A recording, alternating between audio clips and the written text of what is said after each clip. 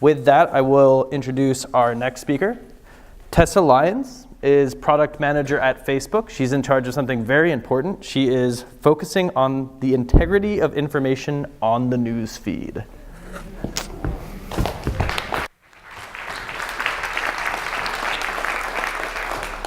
Thank you so much. And I have to say, Dan, that is the funniest presentation on false news I have ever seen in my life. So I don't know how anyone can follow it. I wanted to thank Lisa and the League of Women Voters and all of the speakers for bringing together such a great group for such an important topic. I agree. So what I wanted to share today was really three things. First, I want to talk a little bit about why you see what you see on Facebook and how you can control it.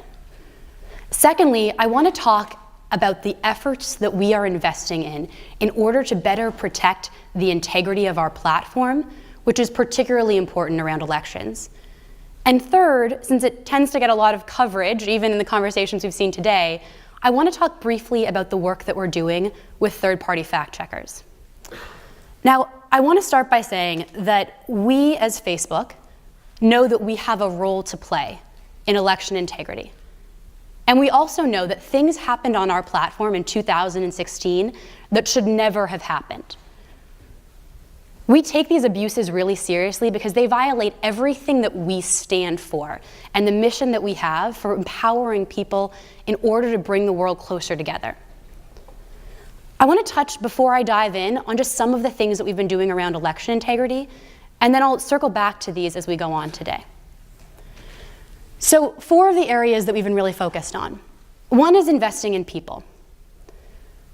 We've grown in the last year the security team that we have at Facebook from 10,000 to what will be by the end of the year 20,000 people. Because we know that there are things that we need to do better on, and that there are many tasks that require people, not just technology. At the same time, we know that with a community of 2 billion people around the world, relying on human review alone is not enough. So we've also made investments in technology, in machine learning, in artificial intelligence, in many cases to help us get better and faster at detecting potential abuses and prioritizing them for human review. The third area that we've really invested in is taking a more proactive stance in looking for harmful content. People like Renee have been doing great work in this area for a long time, and as she mentioned, the platforms found ourselves behind what a lot of other researchers were doing in the last few years.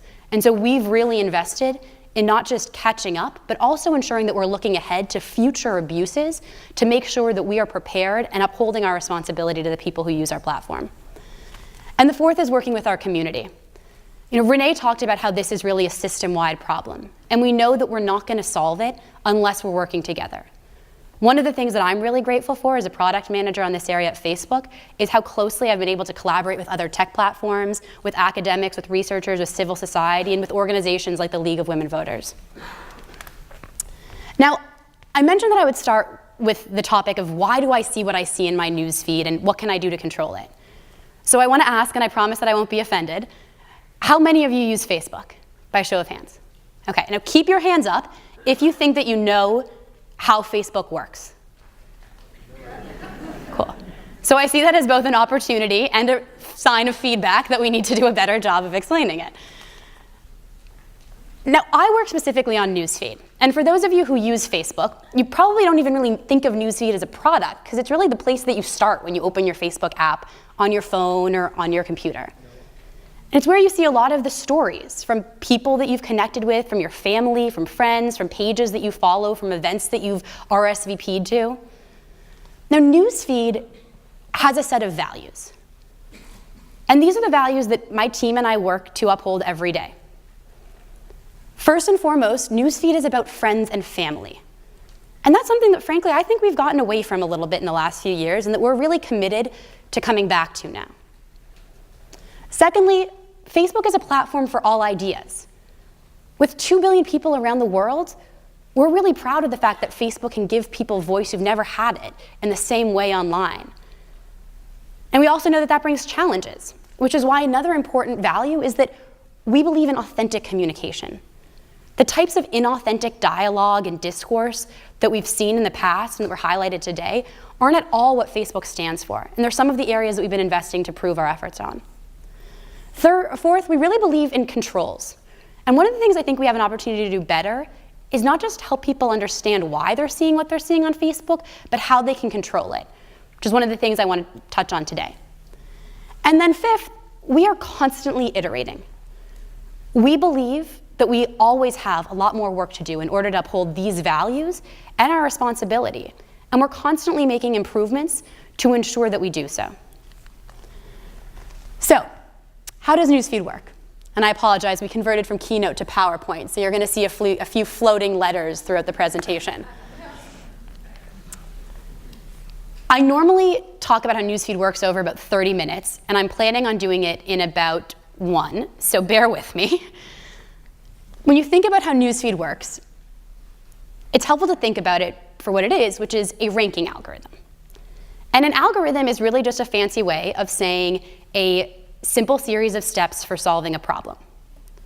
And the problem that the newsfeed ranking algorithm is solving is, what order should I show your stories in newsfeed? You're a lot more likely to see a story that's in the first spot on your newsfeed than the one that's in the 3,000th spot. So the newsfeed ranking algorithm works by starting with inventory. Inventory is the collection of stories from the people that you friend and the pages that you follow. The most important thing about your newsfeed is who you choose to engage with and the pages that you choose to connect with. That's the first and most fundamental control that you have.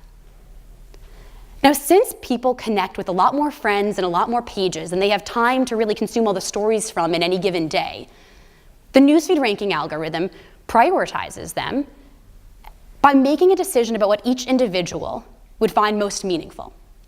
And it does that by taking into account hundreds of thousands of different signals, things like, who's the person who shared this?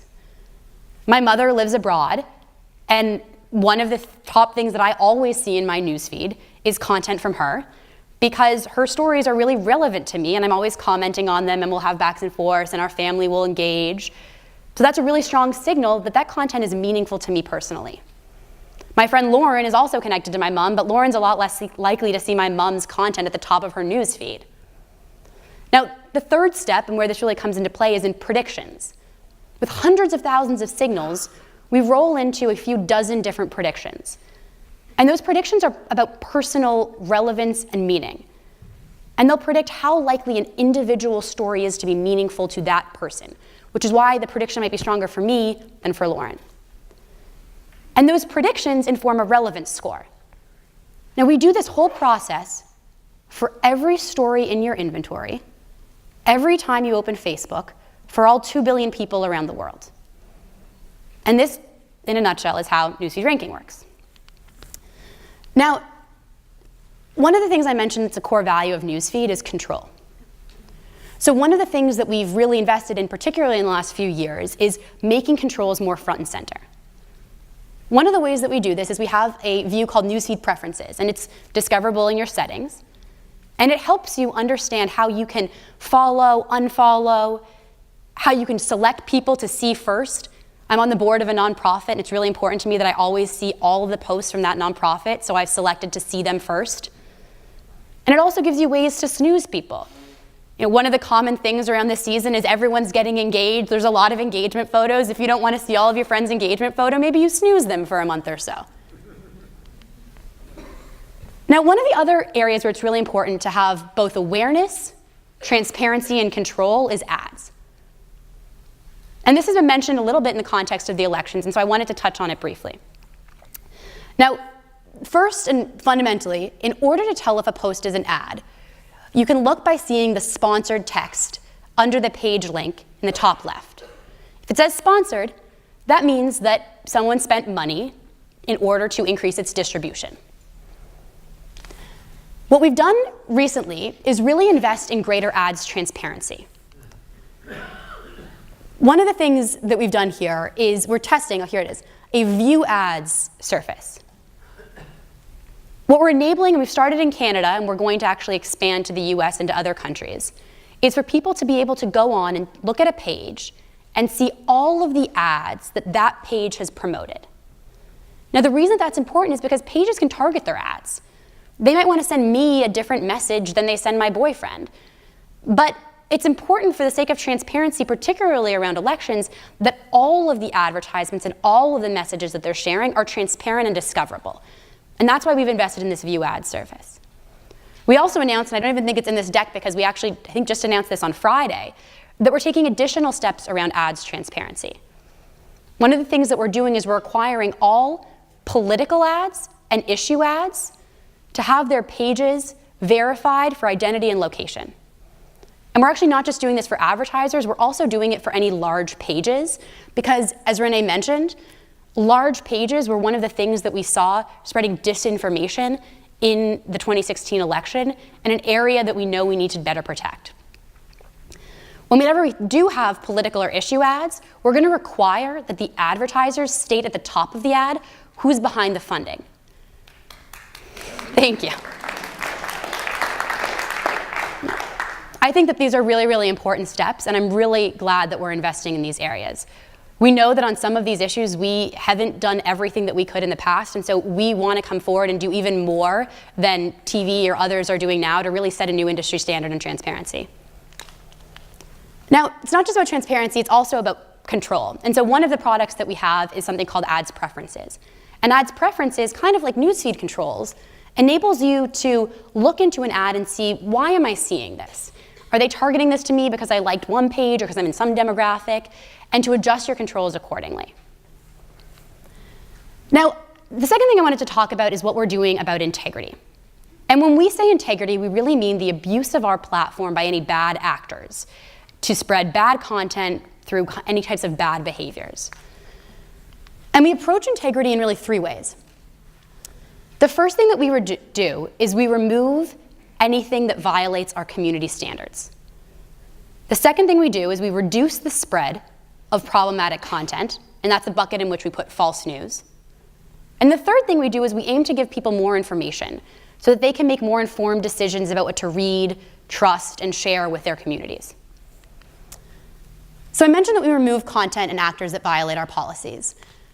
Our community standards are publicly available, and they're really focused on protecting the safety and security, oops, this is the joy of conversion, the safety and security of our community.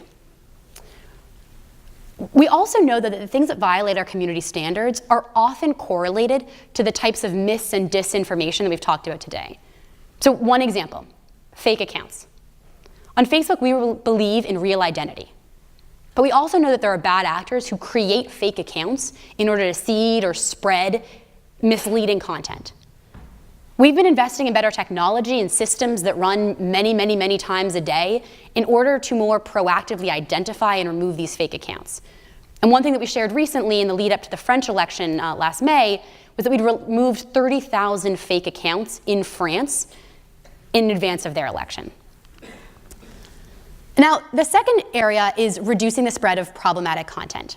And when we say problematic content, what we're talking about is content that violates the values that we hold and the feedback from our community about the things that they care about, but that might not violate our community standards. So one example that we put in this category is false news. And now sometimes people will ask, well, why not just have a community standard that you can't say anything false on Facebook? Imagine if you were posting to your friends that you were coming to the League of Women Voters event tonight. Would we have fact-checked that and called all 2 billion people on our platform to make sure that you were actually driving and on your way to the event? We're a platform, and we believe in giving people that voice and that ability to communicate. But we also don't want the systems of our platform to be misused to cause misleading content to be as easily or even more easily spread as authentic content. And so there are steps that we can take to reduce the spread of content that's false or misleading. So one of the things that we do is we use machine learning to identify and predict at scale some of the tactics that are correlated to this type of misleading content. So one example is clickbait. I'm sure you've seen clickbait. Clickbait's very much correlated to misinformation, to sensationalist content. We've been building machine learning algorithms to help us predict headlines that use the tactic of clickbait. And we do this by having a data set that we're able to train on, by building a machine learning classifier, and then employing that classifier when it sees new headlines it hasn't seen before to make a prediction about how likely that new headline is to contain the tactic of clickbait. If that prediction is really strong, it gets factored into newsfeed ranking, and I talked about the signals and predictions that we make, and it causes that piece of content to have a lower relevance score, and therefore to appear lower in newsfeed. Now, the reason this is so important is because a lot of the false news that we see on our platform is actually financially motivated. And for the financially motivated actors, their goal is to get a lot of clicks so that they can convert people to go to their websites, which are often covered in low-quality ads, and they can monetize and make money from those people's views. And if we can reduce the spread of those links, we reduce the number of people who click through, and we reduce the economic incentives that they have to create that content in the first place. Now, the third area is inform.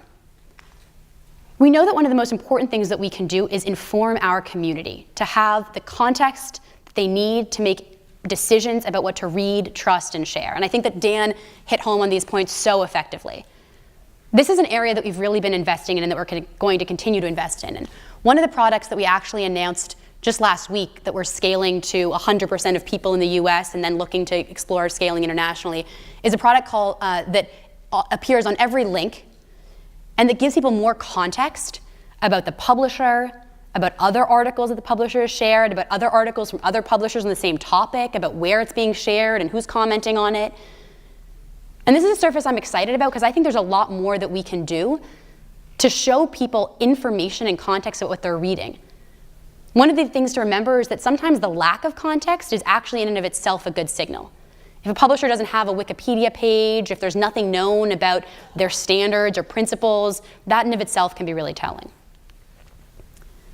Now, I promised that I would touch on third-party fact-checking. Third-party fact-checking is one piece of our overall approach to fighting integrity, but it is definitely an important one, and it's also one that gets a lot of attention. So I think it's helpful to touch on it. Now, here's how third-party fact-checking works on Facebook. We identify potential hoaxes or misinformation using a variety of different signals. One of those signals is false news feedback from our community, which I'll touch on in a second and show you a screenshot of so that you can give feedback if you encounter something that you think is false. And once we predict those things, we send them to independent third-party fact-checkers. We partner with fact-checkers now in 7 countries, including the US, and we're scaling to more countries. And the fact-checkers are able to review the content and rate its accuracy. And once they mark an individual piece of content as false, we take that signal and apply it to the newsfeed ranking algorithm in order to reduce the relevance score and show that piece of content lower in newsfeed, reducing the number of people who see it. And we also put more context around it, which I'll show you in a minute. So let's go through these things in a little bit more detail. Every piece of content has a feedback option. If you click on the right top icon in every post, you'll be able to see it. And one of the options is false news. It's funny, some people ask us why we say false and not fake, and actually a few of the speakers have commented already today on how fake news has taken on kind of a meaning of its own. And really what we're trying to talk about in this context is information that's factually inaccurate, so we're using the word false here. Now, when you provide feedback that something is false, it's one of the signals that we use in order to determine what to prioritize to our fact checkers. When the fact checkers do rate something as false, I mentioned that we use that signal in ranking in order to have that story appear lower in newsfeed, but that we also provide more information. And this is what the more information looks like. This is an example of our related articles product. And so what happens is the underlying hoax, the false story that was reviewed, you can actually see here it's compressed. It looks smaller than a story would normally look in newsfeed. And below it, we've linked to related articles from the independent third-party fact checkers with whom we partner, and we've badged them as fact checkers. Now, one of the things that Sarah mentioned is that in the research that's been done globally about how to best fight false news with more information, pointing to the truth and to more perspectives can be one of the most effective strategies. And so we've actually been evolving this treatment and product over the course of the last year while we've been testing it. And we found that related articles, by actually showing people alternate views from trusted third-party fact checkers, can be really effective. Now, we don't just show people a newsfeed when they see it. We also notify anyone who previously shared the story that we've since determined from third-party fact checkers was false. And if you were to go and try to share that story after we've gotten the rating from a third-party fact checker, we actually pop up a warning interstitial. And all it does is it says, hey, there's actually additional reporting on this topic from this independent third-party fact checker that you might want to check out before you share it. As Dan said, one of the most effective things can be just doing that one more search. And so we want to see how can we actually help people to make that easier. Now, third-party fact-checking is a piece of the overall efforts, but we know that with 2 billion people and all the content that we have on Facebook, we can't fact-check every individual piece of content. And so we're working with our third-party fact-checkers to get better at predicting the false content so that the time that they do spend reviewing is on the most important cases, and also at taking action against pages and domains that repeatedly have content marked false. Few people are sort of first-time offenders, and if they are, it's more likely that they made a reporting mistake and they're going to correct it. So going after the instances of actors who repeatedly share this kind of content and reducing their distribution, removing their ability to monetize, removing their ability to advertise is part of our strategy. But we also know that our community wants to be empowered with more tips and strategies for identifying this stuff in the first place. And so over the course of the year, we've been sharing an educational tool at the top of newsfeed and also partnering with media publications in order to share these tips more broadly to provide people with 10 tips that we developed in partnership with news literacy organizations for spotting false news. You can see some of them here, and I believe they're actually also in your handouts. Now, we've talked a lot about what you can do to protect against some of the integrity challenges, to be more informed and literate consumers of social media and of digital information in general. And I also wanted to touch on some of the ways that you can use social media to connect and to be civically engaged. One of the things that you can do is find and follow your representatives.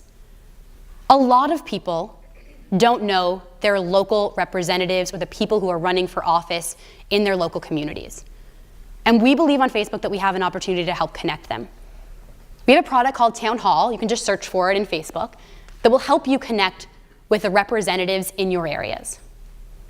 The second thing that you can do is connect or follow pages and RSVP to events to get civically engaged. There was an event, for example, on Facebook for tonight's gathering.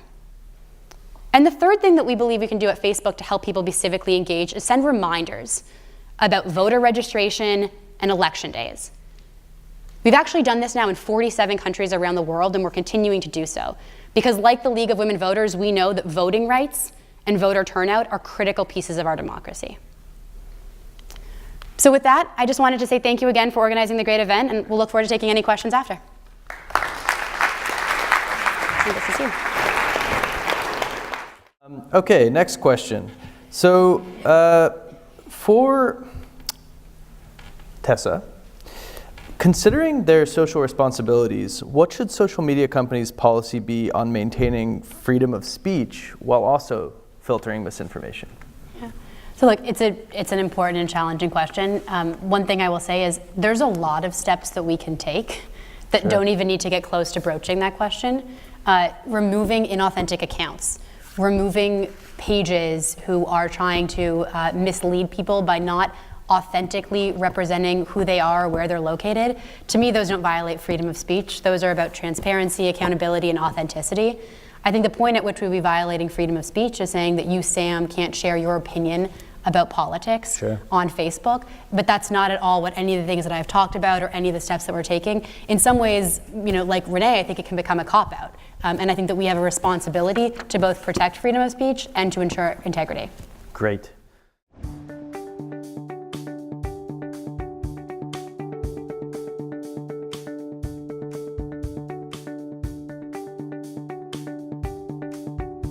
You're watching MCTV, Millbrae Community Television.